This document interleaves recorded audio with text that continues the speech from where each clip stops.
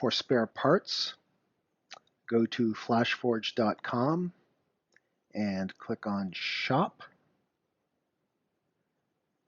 and Accessories, and for Finder.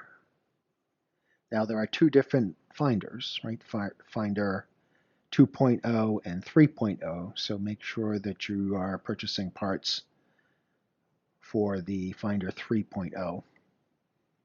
You can see here that there are additional nozzles available in different sizes for the Finder. There's a 0.3 nozzle, which is smaller than the standard 0.4 millimeter nozzle. So this would be good if you were printing finely detailed miniatures, for instance. The prints will take a long time, but they will be higher in quality and detail.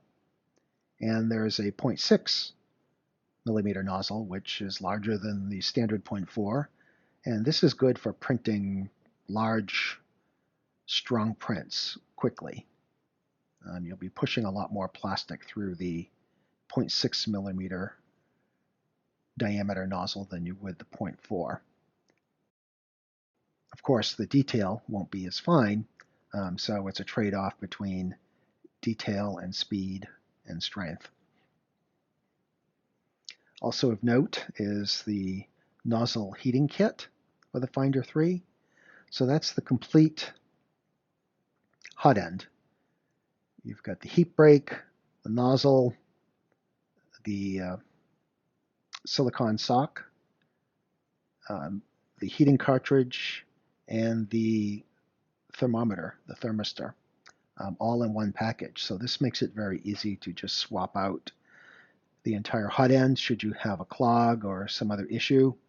And once you put in the new hot end, as you have time later on, you can troubleshoot and fix the old hot end and have that one as a spare ready to swap out.